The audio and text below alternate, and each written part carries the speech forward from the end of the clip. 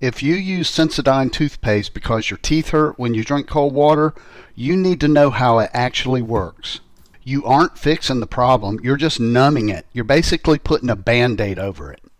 I want you to look at the active ingredient, potassium nitrate. This is essentially a numbing agent. It stops the nerve from firing, but it doesn't repair the enamel of your tooth. If you're using Sensodyne, you need to consider swapping it for Boka toothpaste. Boka uses Nano Hydroxyapatite. It's the exact same mineral your teeth are made of.